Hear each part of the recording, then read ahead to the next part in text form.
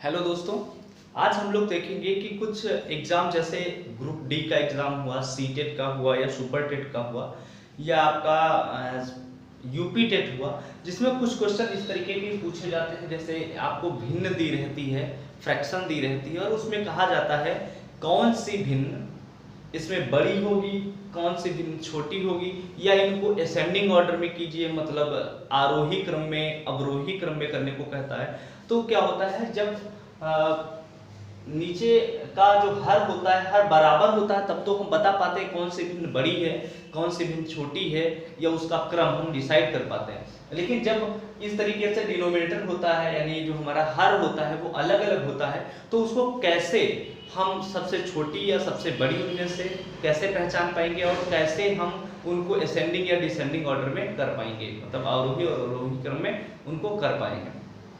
तो देखते हैं। और इसमें एक चीज़ और विशेष ध्यान रखते हैं कि सबसे पहले भिन्न हम देखते हैं कि किस कैटेगरी की है।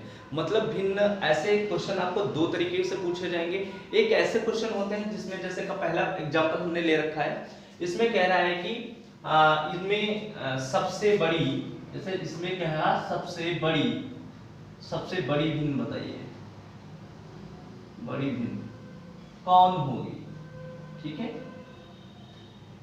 कौन होगी। अगर ऊपर वाला क्वेश्चन है या नीचे वाले इसमें पूछता है कि सबसे बड़ी भिन्न कौन होगी, तो आपको पता है ऊपर वाला अंश कहलाता है और नीचे भैया हर कहलाता है। लेकिन अब इसमें आपका मैं आगे भी क्वेश्चंस बताऊंगा जिसमें आपको हर और अंश में दोनों में थोड़ा समानताएं मिलेंगी।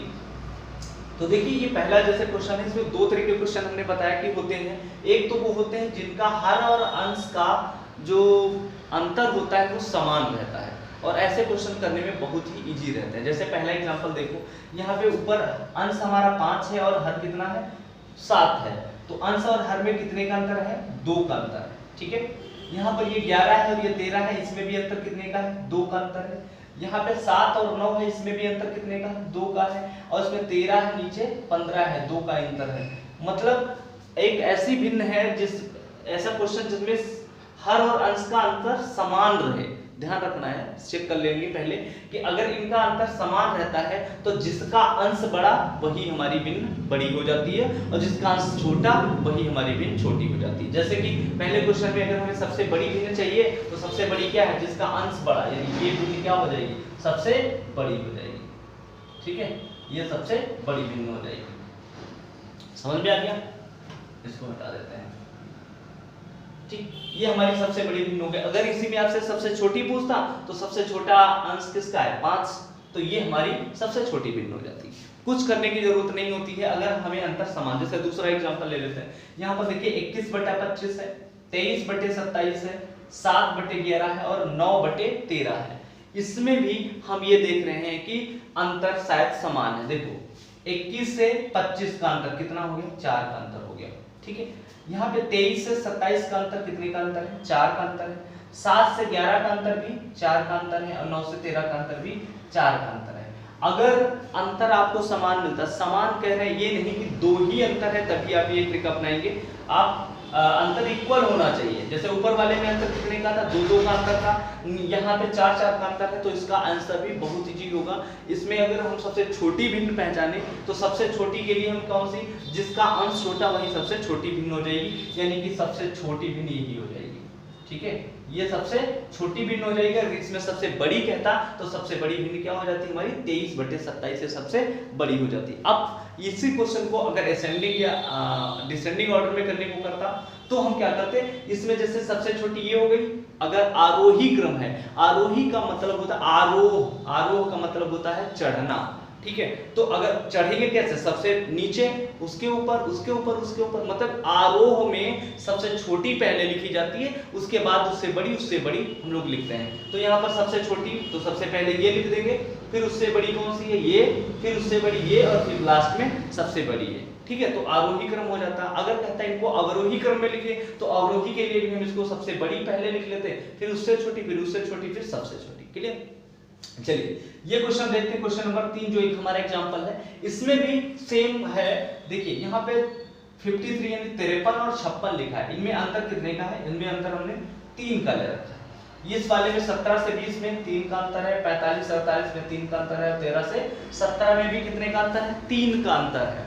तो अगर आपको अंतर सेम दिखता है तो मैंने कहा जिसका अंश बड़ा वही भिन्न बड़ी हो जाएगी और जिसका अंश छोटा वही भिन्न सबसे छोटी हो जाएगी। तो इसमें सबसे बड़ा अंश ये है तो ये क्या हो जाएगी? ये बड़ी भिन्न हो जाएगी सबसे, और सबसे छोटी 13/17 ये हमारा सबसे छोटी हो जाएगी। आई होप आपको समझ में आ रहा होगा, बहुत सिंपल होता है इनको डील करना। बस अगर अब हमारे पास यहाँ पे एक ऐसा भी हमने एग्जांपल ले रखा है जिसमें अंतर समान नहीं होगा, उनको कैसे हैंडल करेंगे? उसमें अगर आप पूछता है सबसे छोटी या सबसे बड़ी भिन्न निकालना है तो कैसे निकालेंगे? तो यहाँ पर देखते हैं दोस्तों 3/7 है, 3/7 में कितने का अंतर हो जाएगा? 4 का अंतर हो जाएगा।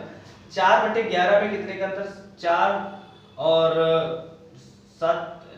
और 11 में 11 से 4 जाएगा, कितना बचेगा? ये बचेगा आपका 9 का अंतर, सॉरी तो ये आपका 7 का अंतर हो जाएगा, 7 4 11। और ये थोड़ा इंक हमारी वैसी है तो साफ नहीं हो रही। यहाँ पे 5 और 8 में कितने का अंतर हो जाएगा? तो भैया 3 का अंतर हो जाएगा। आपने देखा यहाँ 3 का अंतर है, यहाँ 7 का अंतर है, यहाँ 4 का अंतर है। तो इनमें से सबसे बड़ी और सबसे छोटी कैसे निकालेंगे? तो चलिए आइए इसको हम लोग देखते हैं। तो बाकी सब हम इरेज कर रहे हैं, अगर आपको हेल्प के लिए नोट करना है तो नोट कर लीजिए, अदरवाइज हम इसको देखेंगे। तो देखिए यहाँ पर 3 का अंतर, 4 का अंतर है, यहाँ पे 7 का, यहाँ पे 3 का। अभी तो मैंने 3 लिया है, ये 4 भी हो सकती है, 5 भी हो सकती है भिन्न, ठीक है। तो यहाँ पर देखो अंतर है 4 का, यहाँ 7 का, यहाँ 3 का। तो हम ऐसे को सॉल्व करने के लिए इनको पहले सबसे बड़ी, अगर इसमें हमें सबसे छोटा भिन्न निकालना है तो सबसे छोटी भिन्न कौन सी होगी? तो दो का कंपेयर करेंगे। तो दो का कंपेयर कैसे करना है? देखो इनके अंश और हर से यानी क्रॉस मल्टीप्लाई करवाइए, इसकी मल्टीप्लाई इससे करवाइए तो कितना आएगा? 11 तिया 33 हुआ, ठीक है। और इनकी कंपेयर इससे करवाइए, 7 चौक 28 हुआ, कितना हुआ? 28। तो आप देख रहे हैं इन दोनों में कौन बड़ा? इन दोनों में ये बड़ी। तो छोटी वाली हमको क्या सिलेक्ट करना था? छोटा। तो ये तो इन दोनों में कौन सा बड़ा हो गया, तो ये बड़ा हम इसको छोड़ देंगे, मतलब इसको नहीं लेंगे। अब इन दोनों की बात करते हैं, हमें इन दोनों में कौन सा छोटा मिल गया? 28। यही अगर कहता कि सबसे इनमें बड़ी भिन्न निकालिए तो बड़ी, तो हम छोटे को छोड़ देते क्योंकि इन दोनों में कौन बड़ा? ये बड़ा मिल जाता, तो हम इसकी बातें नहीं करते। अब इन दोनों में ढूंढ लेते, अगर ये बड़ा होता तो इसको बड़ा कह देते, अगर इन दोनों में ये बड़ा होता तो हम इसको बड़ा कह देते। क्लियर? चूंकि हमें इस क्वेश्चन में छोटा ढूंढना है तो मैंने क्रॉस मल्टीप्लाई इससे इसकी करवाई, तो 7 चौक 28 हो गया और इधर 11 तिया 33 हो गया। तो ये बड़ी हो गई, हमको छोटी लेना था तो ये इसको हम छोड़ देंगे। अब इन दोनों को देखते हैं, तो इन दोनों में अब इससे मतलब नहीं रह गया। इन दोनों के लिए देखें तो इसकी फिर से इससे मल्टीप्लाई करवाइए, 8 चक्कू 32 और 11 पच्चे 55। इन दोनों में कौन सी बड़ी मिल गई? ये बड़ी, यानी हमको सबसे छोटी भिन्न क्या मिल रही है? ये मिल रही है। तो हमारी 4/11 यानी हमारा आंसर जो होगा ये 4/11 एक ऐसी भिन्न हो जाएगी जो इन तीनों में क्या है? सबसे छोटी है। और अगर इन तीनों में सबसे बड़ी हमें चाहिए होती तो हम क्या करते? इन दोनों का जब कंपेयर किए थे तो ये बड़ी आई थी, ये छोटी आई थी, इसको हम छोड़ देते, फिर हम इन दोनों में कंपेयर करते। इन दोनों में कंपेयर जैसे 8 तिया 24 हो जाता और 7 पंचे 35 हो जाता, ठीक है। अब इन दोनों में देखो कौन सा बड़ा निकल रहा है? ये वाली बड़ी निकल रही है, तो हम इस भिन्न को क्या कह देते? सबसे बड़ी भिन्न कह देते। समझ में आ गया? इस तरीके के क्वेश्चंस होंगे। और आगे भी अगर कोई दो भिन्न दे दी जाती हैं और आपसे कहता है कि इन दोनों में से बड़ी या छोटी निकालिए, तो आप पूरा क्वेश्चन नहीं करेंगे। जैसे कि लिखा है 24 बटे मान लेते हैं 25 लिखा है और 13/14 लिखा है। आपसे कह रहा है कि इसमें सबसे बड़ी भिन्न कौन सी होगी, ठीक है। इनमें बड़ी या छोटी कुछ भी पूछता है तो आप इनको कैसे करेंगे?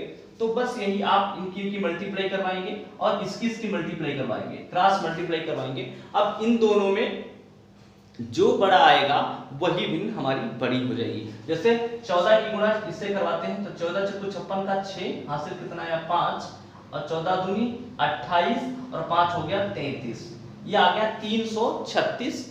अब हम 25 की 13 से करवाएंगे तो देखिए 13 पच्चे 65 का 5 हासिल 6 और 13 दूनी 26 और 6 कितना होता है, ये होता है 32। यहाँ पे आ गया 325 और यहाँ पे 336। तो आपको पता है दोस्तों ये वाली भिन्न हमारी क्या हो जाएगी, ये बड़ी हो जाएगी, ये बड़ी हो जाएगी और ये वाली भिन्न क्या हो जाएगी, छोटी हो जाएगी, ये भिन्न हमारी छोटी हो जाएगी। तो इस तरीके से दो भिन्नों में कैसे तुलना करना है हम लोग ऐसे कर पाएंगे। जिनका अगर अंतर समान है तो सिंपल सा बात रहेगी, प्रैक्टिस के लिए क्वेश्चन आप और सारे ले सकते हैं, या आप अगर ग्रुप डी की तैयारी कर रहे हैं तो ग्रुप डी के लिए तो ये बहुत अच्छा क्वेश्चन है, क्योंकि ग्रुप डी में अक्सर पूछे जाते हैं। बाकी अदर एग्जामों में जैसे सीटेट, टेट और सुपर टेट के लिए ये क्वेश्चन बहुत ही ज्यादा पूछे जाने वाले हैं। तो आई होप आपको समझ में आया होगा। अगर आपको इसी तरीके से वीडियो अच्छे लग रहे हैं तो आप हमारे चैनल को सब्सक्राइब और लाइक और शेयर जरूर किया करें, ताकि मुझे इससे प्रमोशन मिलता है और हम इस तरीके के और आपके लिए वीडियो लाने में सक्षम हो पाएंगे।